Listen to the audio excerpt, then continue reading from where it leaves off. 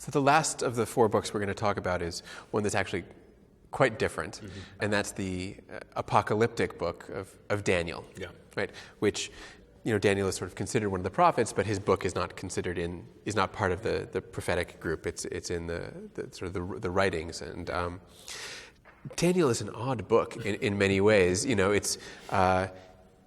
He's a character who seems prophetic in sort of the foretelling the future sense, really more than the commentary on the present sense.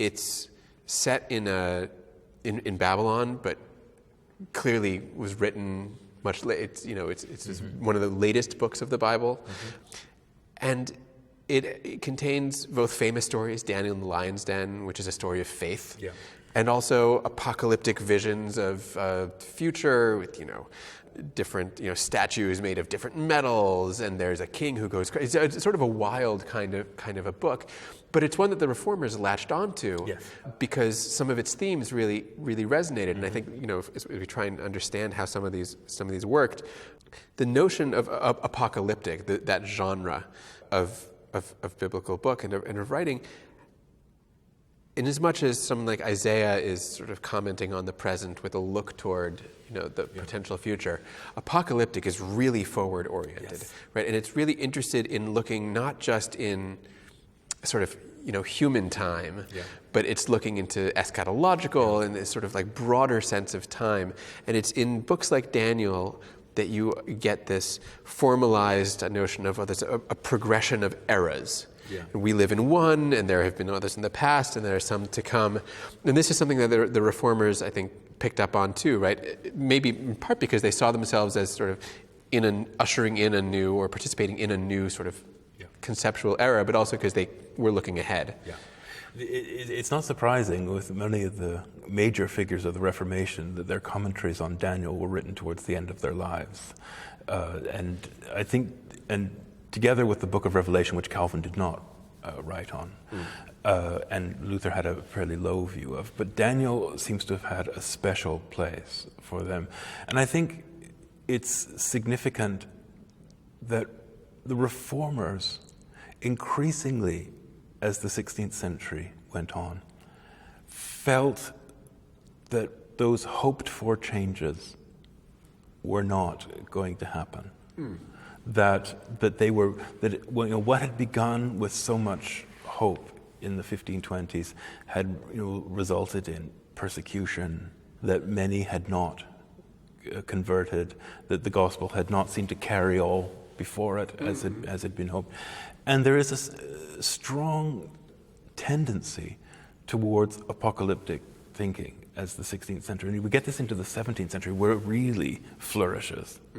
But already in the as that generation came towards the end of its life, there is a distinctive shift towards apocalyptic thinking and trying to make sense of what had happened in the 16th century and trying to find comfort in out of the disappointments of what had happened. And that's so interesting because, of course, that's this is where apocalyptic comes from. General, I mean, this is ancient apocalyptic. Nobody in power, thinking that things are great, is producing apocalyptic works, right? They're produced by marginalized and marginal communities that can't understand why it is that they haven't been successful. Communities that feel persecuted and depressed, as you said.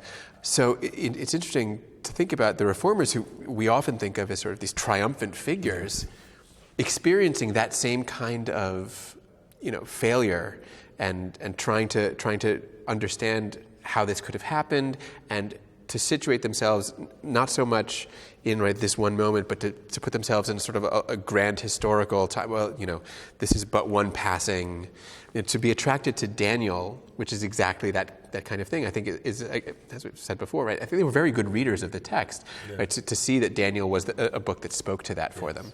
I mean, Calvin, who writes on Daniel towards the end of his life, as I said, dedicates it to his fellow countrymen in France. And he begins by saying, that beautiful land to which I shall not return. Because, why? Because it remains idolatrous. So he defines himself in the text as this exile from his homeland. And that becomes his point of entry into the discussion of Daniel. And so these themes of martyrdom, of exile, but together with, and Luther talks about Daniel being a special prophet.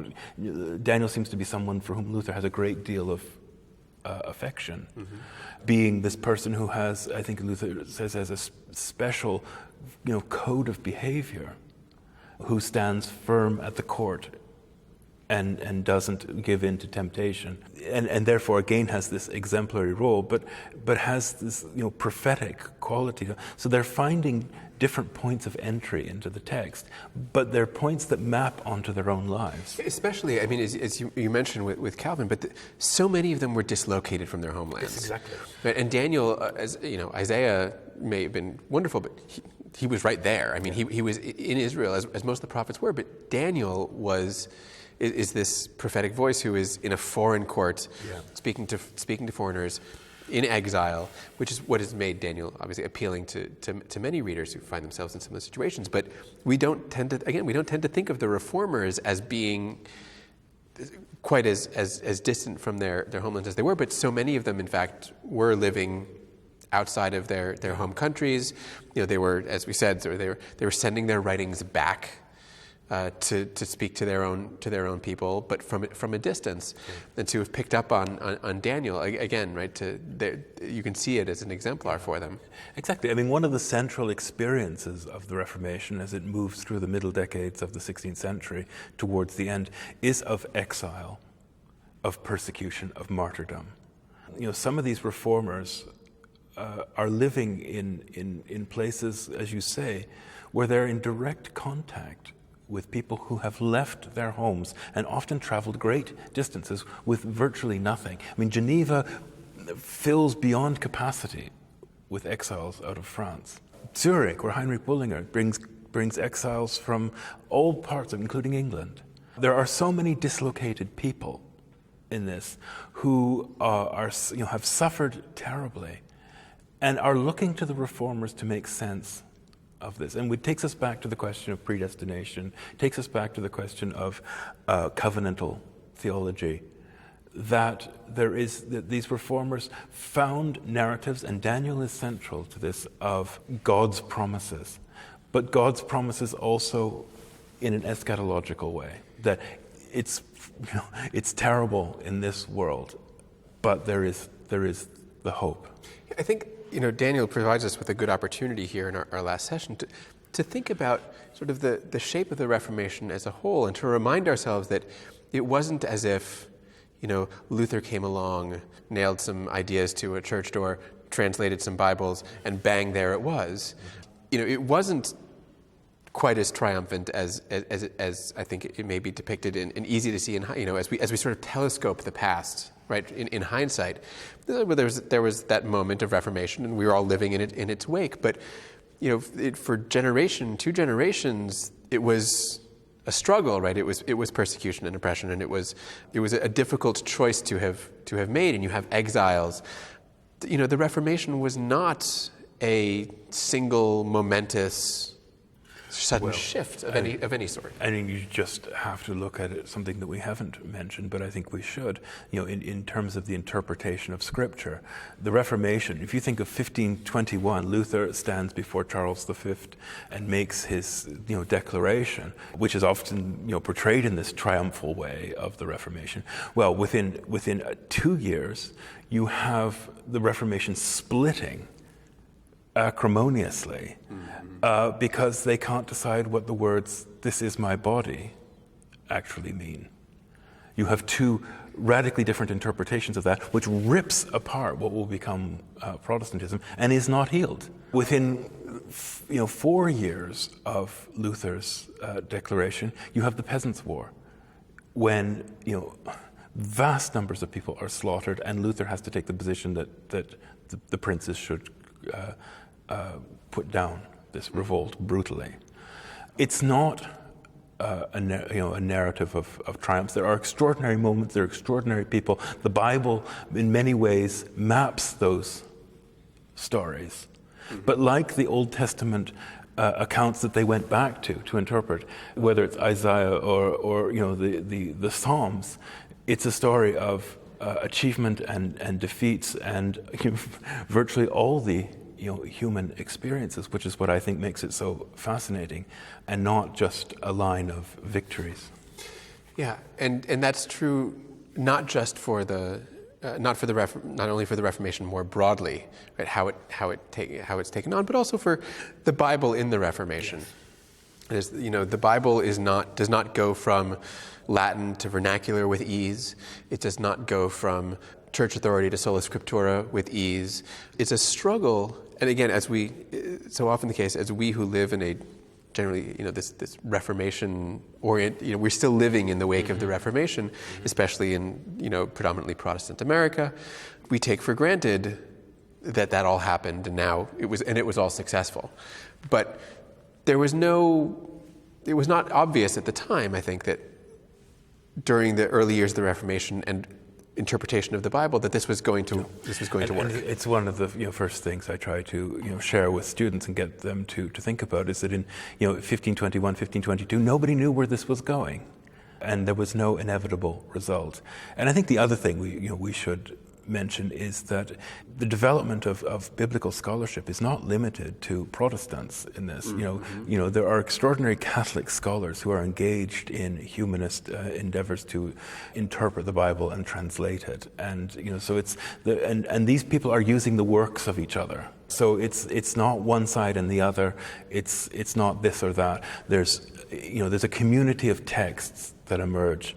And those community of texts reflect a great deal of what happens in the 16th century.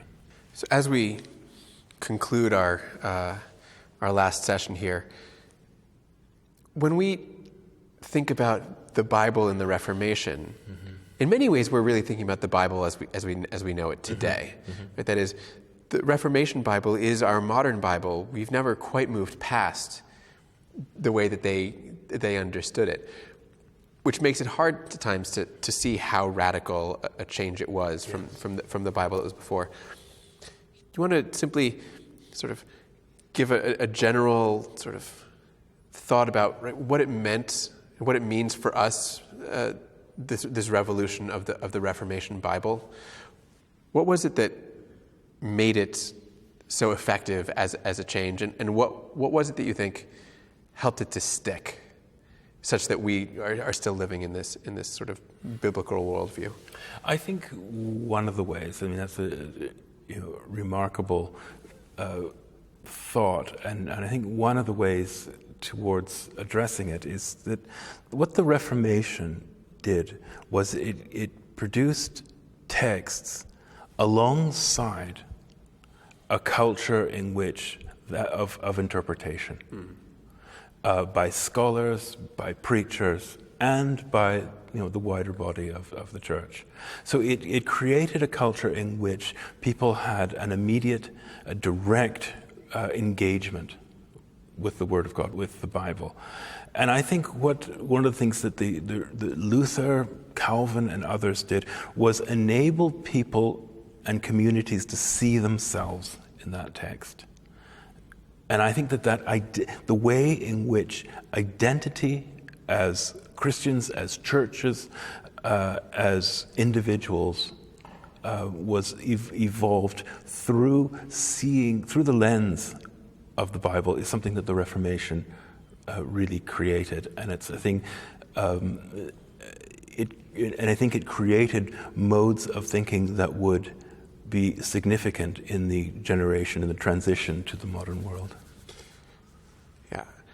Allow me to say on behalf of myself and probably everybody else watching this, how much I appreciate being able to sit and talk with somebody who knows so much about the Reformation and the Bible and the Reformation. It's so easy to see how important this moment was for the development of our modern understanding of the Bible and the way we engage it.